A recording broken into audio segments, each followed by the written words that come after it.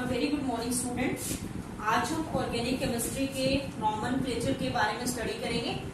Basic concept को आज हम स्टडी करेंगे, तो ध्यान से समझिए स्टूडेंट। ये प्लस 2 में जो है बहुत इंपॉर्टेंट है। हमारे पास 4 चैप्टर हैं जो ऑर्गेनिक केमिस्ट्री के ऊपर बेस्ड है प्लस 2 में, तो ये बेस है ऑर्गेनिक केमिस्ट्री का। तो देखिए, सबसे पहले हम यहाँ पर बात करेंगे कार्बन, जो हमने 10th में भी स्टडी किया है। तो देखिए स्टूडेंट, अगर एक कार्बन है तो उसको हम कहते हैं मिथ। क्या कहते हैं? मिथ कहते हैं। अगर कार्बन 2 है, इथ कहते हैं। ये लर्न करना आपने।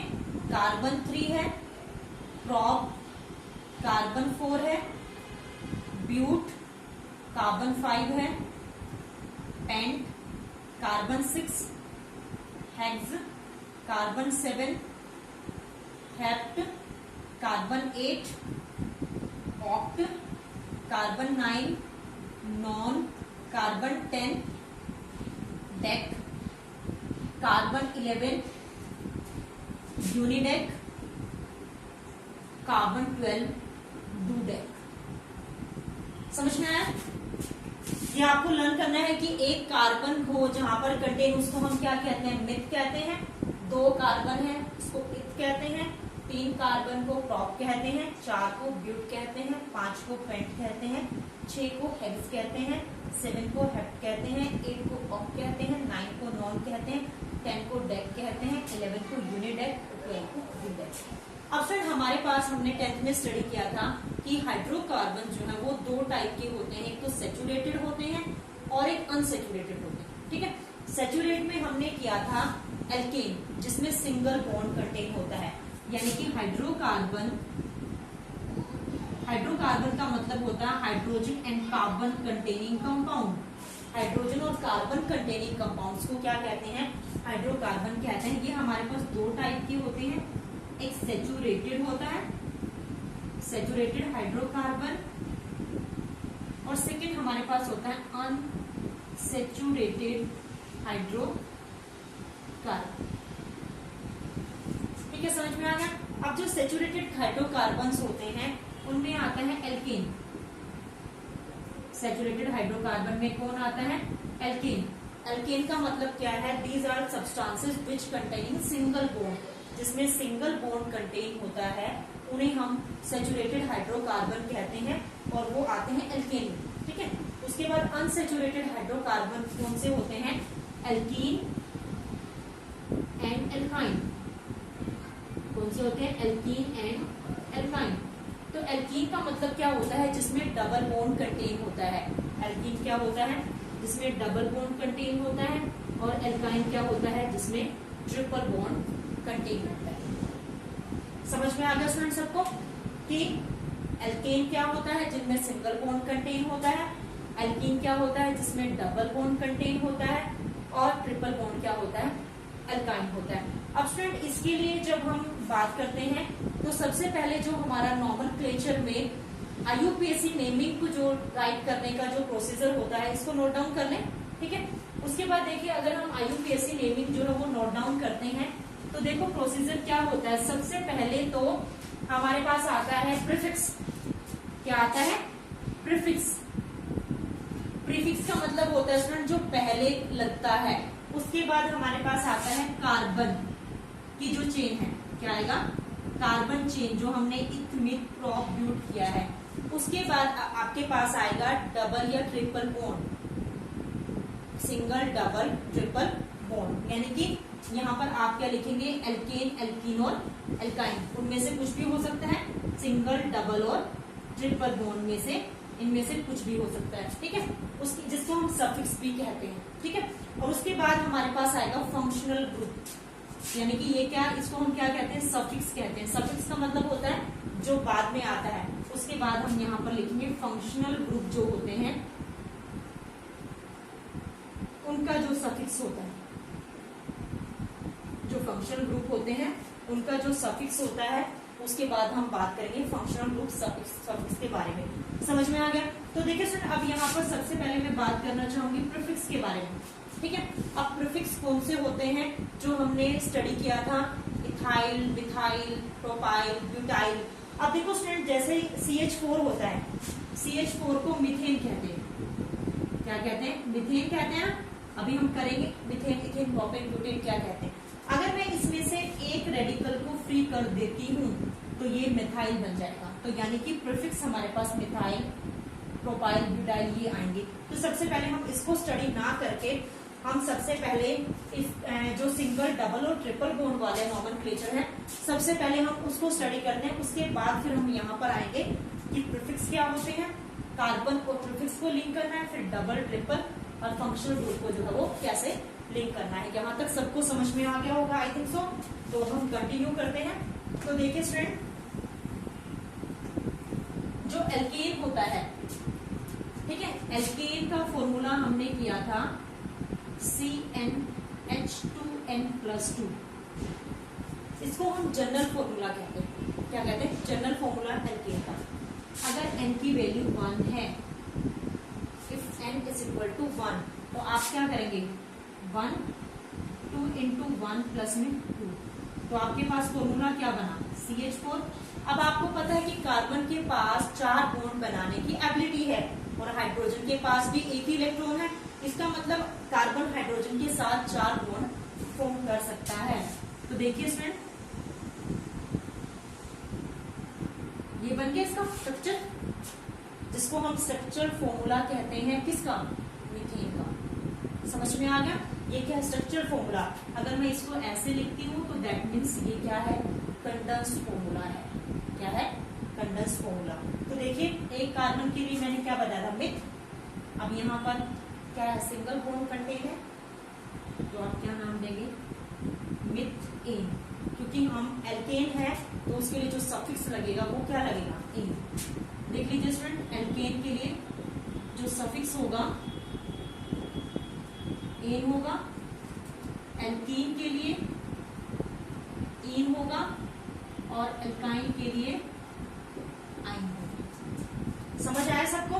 अब देखिए अगर n की वैल्यू हम यहाँ पर 2 पुट करते हैं तो देखिए हमारे पास क्या बनेगा, C2H2 into 2 प्लस में 2 यानी कि C2H6 बना ये।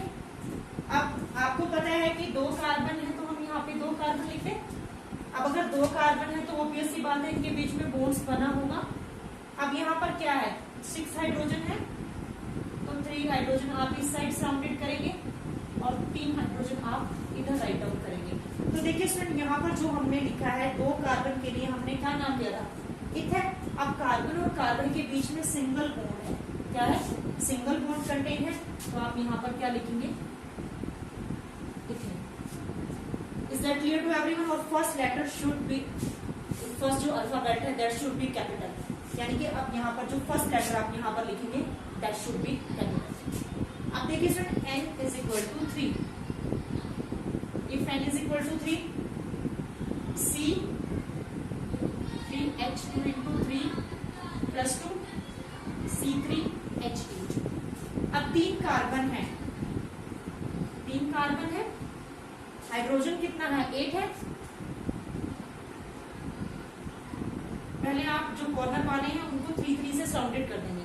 अब देखिए अब ये 2 बॉन्ड्स तो बना चुका है ना, अब 2 की ही रिक्वायरमेंट है तो 2 हाइड्रोजन यहाँ पर आ जाएंगे। तो टोटल काउंट कर लेंगे 1 2 3 4 5 6 7 8। तो स्टूडेंट इसको हम क्या कहते हैं, 3 कार्बन को हम प्रोप कहते हैं और सिंगल बॉन्ड को हम क्या कहते हैं, इन कहते हैं। समझ में आ गया, 3 कार्बन को क्या कहते हैं, प्रोप कहते हैं और सिंगल बॉन्ड को क्या कहते हैं, इन कहते हैं। इतना समझ में आया। उसके बाद देखिए अगर हम n की वैल्यू यहाँ पर 4 ले लें, n की वैल्यू क्या ले लें हम यहाँ पर 4। अब आपने n यहाँ पर 4 लिया तो C4 8 4 2 से 8 प्लस 2 10। अब 4 कार्बन है। अभी मैंने आपको बताया कि पहले आप यहाँ पर 3 सराउंडेड करके देख लो, इधर कॉर्नर पे भी, ठीक है। अब यहाँ पर देखो 2 बॉन्ड बन चुके इस कार्बन के, 2 की रिक्वायरमेंट है, इधर भी 2 फॉर्म हो चुके हैं, 2 की रिक्वायरमेंट है। तो 4 कार्बन के लिए क्या लिखा था हमने, ब्यूट, और सिंगल बॉन्ड के लिए अभी मैंने आपको बताया।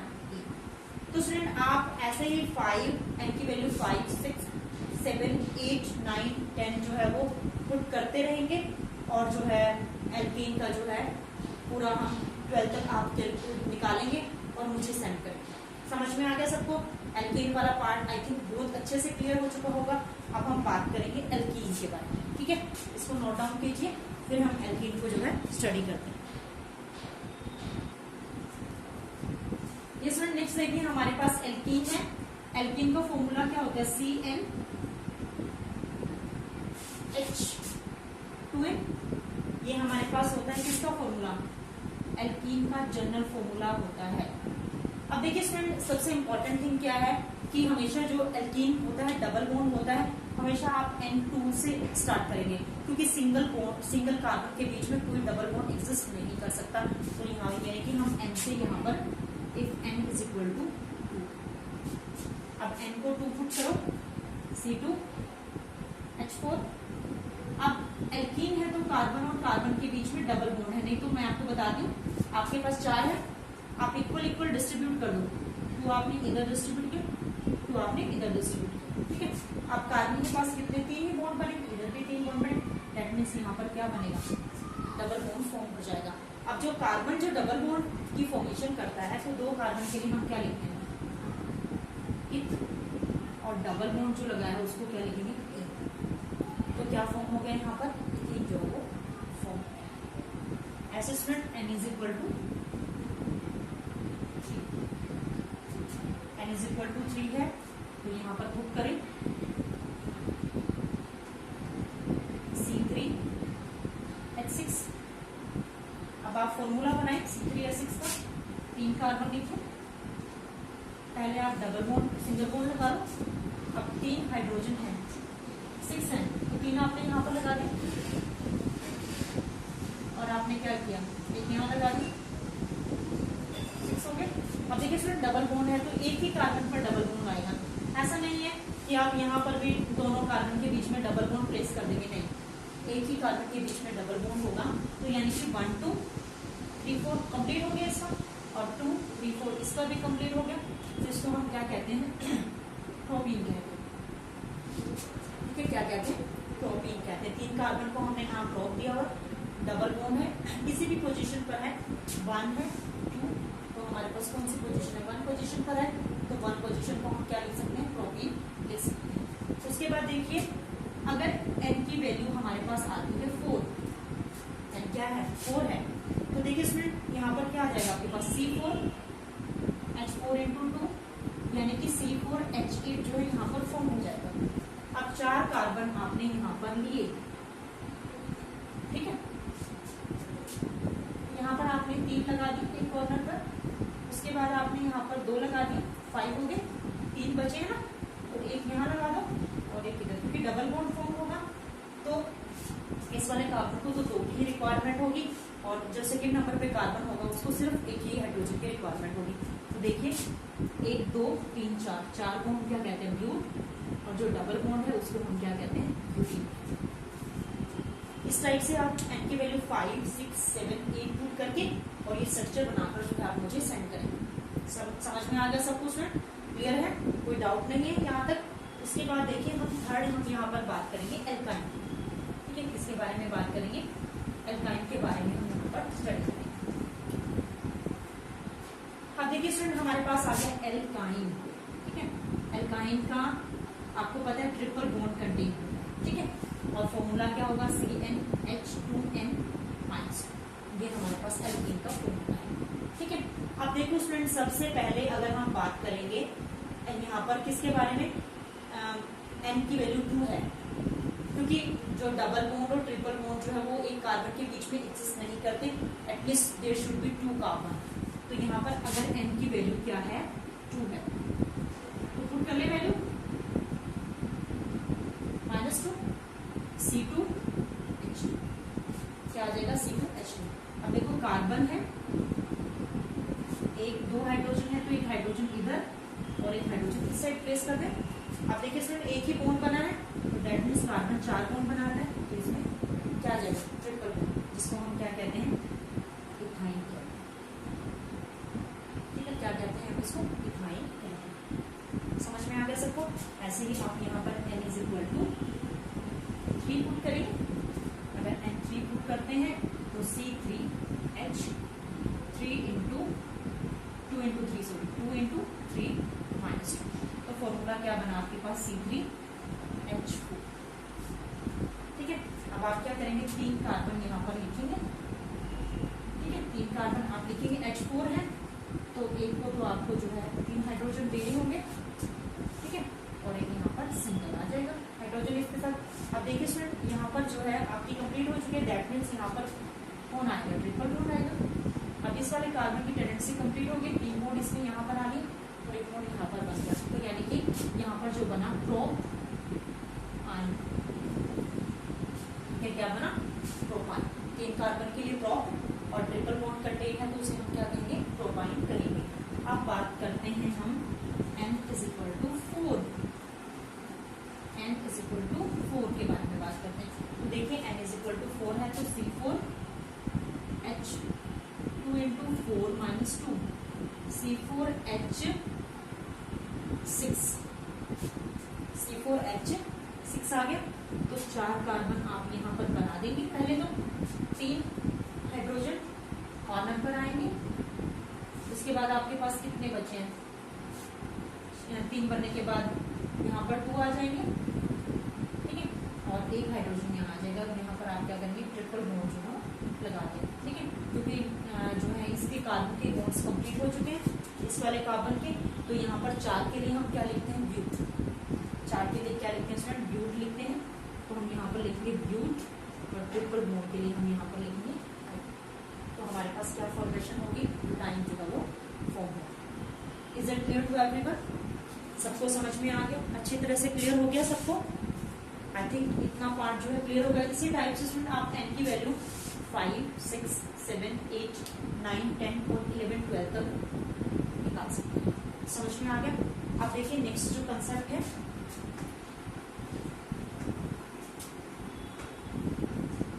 अब देखिए स्टूडेंट जो नेक्स्ट कंसेप्ट है हमारे पास कि अगर हम CH4 में से, CH4 मीथेन था ना, अगर CH4 में से हम एक H को कम कर दें यानी कि CH3 बन जाएगा। तो देखो स्टूडेंट वो मीथेन था ना ये, तो मिथाइल ग्रुप बन जाएगा। क्या बन जाएगा ये, मिथाइल ग्रुप। ऐसे ही नेक्स्ट हमारे पास क्या था, C2H6 था। अगर हम इसमें से एक H निकाल दें तो क्या बनेगा, C2H5, जिसको हम क्या कहते हैं, इथाइल कहते हैं। ठीक है, C2H5 को क्या कहते हैं, इथाइल कहते हैं। अगर हमारे पास C3H8 है, जिसको हमने प्रोपेन का नाम दिया था, मॉलिक्यूलर फॉर्मूला प्रोपेन का यही था ना, C3H8। अगर हम इसमें से क्या कर दें, एक हाइड्रोजन को रिलीज कर देते हैं तो क्या बनेगा, C3H7, जिसको हम क्या कहते हैं, प्रोपाइन। ठीक है सर, तो यानी कि अगर आप किसी भी हाइड्रोकार्बन में से, चाहे वो मीथेन है, प्रोपेन है, ब्यूटेन है, पेंटेन है, हेक्सेन है, हेप्टाइल, हेप्टेन है, अगर आप किसी में से भी एक H को रिमूव करते हैं तो वो क्या बन जाएगा, methyl, ethyl, propyl, butyl, pentyl बन जाएगा। उसमें सबसे जो इम्पोर्टेंट जो थिंग है कि आप एक H को निकालते हैं तो वहां पर आइल ग्रुप आ जाएगा, और ये प्रीफिक्स होते हैं। ठीक है, क्या होते हैं, प्रीफिक्स होते हैं, जो कार्बन से पहले लगते हैं। जब हम इनकी नेमिंग करेंगे ना तो ये कार्बन से पहले लगेंगे। ठीक है, और प्रीफिक्स में हमारे पास आता है जैसे फ्लोरीन है, क्लोरीन है, ब्रोमीन है, आयोडीन है। आपको पता है 10th में भी हमने स्टडी किया था, फ्लोरीन के लिए हम यूज करते हैं फ्लोरो, क्लोरीन के लिए यूज करते हैं हम क्लोरो, ब्रोमीन के लिए यूज करते हैं हम ब्रोमो, और आयोडीन के लिए यूज करते हैं। ठीक है, ये क्या होते हैं, प्रीफिक्स होते हैं जो कार्बन चेन से पहले, यानी कि एक ग्रुप से पहले हम इनको, ये भी प्रीफिक्स होते हैं और ये भी प्रीफिक्स होते हैं। ठीक है, और एक स्टूडेंट हमारे पास एक ग्रुप होता है, फंक्शनल ग्रुप है, जो हम बाद में बात करेंगे, OCH3 ग्रुप होता है, ये भी प्रीफिक्स में आता है। इसके लिए हम मिथोक्सी लिखते हैं। ठीक है, क्या लिखते हैं, मिथोक्सी लिखते हैं, तो ये भी प्रीफिक्स में आता है। NO2 है, नाइट्रो, तो ये भी किस में आता है, ठीक है, NO2 भी किस में आता है, प्रीफिक्स में आता है, जिससे हम नाइट्रो। तो ये जो भी हमने किया, ये सभी क्या है, प्रीफिक्स वाले जो है। ठीक है, तो हम प्रीफिक्स में, तो आप ये ध्यान रखेंगे, सबसे पहले तो आप ये वाला लर्न करेंगे। फिर एल्केन के लिए जो है एन सिंगल बॉन्ड होता है, एल्कीन डबल बॉन्ड होता है, यानी कि सिंगल बॉन्ड के लिए हमने एन, डबल बॉन्ड के लिए इन, और ट्रिपल बॉन्ड के लिए हमने क्या लिखा, यहाँ पर आइन लिखा। ठीक है, और उसके बाद जो ये प्रीफिक्स हैं, जैसे कि हमने CH3 के लिए मिथाइल, इथाइल, प्रोपाइल, मिथाइल, ठीक है। और उसके बाद फ्लोरीन के लिए फ्लोरो, फ्लोरीन के लिए क्लोरो, ब्रोमीन के लिए ब्रोमो, आयोडीन के लिए आयोडो, और ये OCH3 और एंडो। आज आपने सिर्फ इतना ही कंसेप्ट जो है स्टडी करना है। उसके बाद कल हम इसके नॉमेनक्लेचर के रूल्स, नॉमेनक्लेचर जो IUPAC नेमिंग है ना, उसके रूल्स क्या है नेमिंग करने के लिए, उसको स्टडी करेंगे, ठीक है। उसके बाद फिर हम जो है, ये सिर्फ हमारा आज जो हमने स्टडी किया वो सारा बेसिक कंसेप्ट था जो ऑर्गेनिक केमिस्ट्री के लिए बहुत ज़्यादा जरूरी है। स्टूडेंट इसको अच्छे से नोट डाउन कर लें, ठीक है, और इसको लर्न करें। आई थिंक ऑर्गेनिक केमिस्ट्री आपको ईजी लगेगी अगर आप स्टार्टिंग डेज से ही उसको साथ साथ जो है स्टडी करते रहेंगे, ठीक है। अगर कोई प्रॉब्लम है तो आप किसी भी टाइम पूछ सकते हैं। Thank you, have a nice day.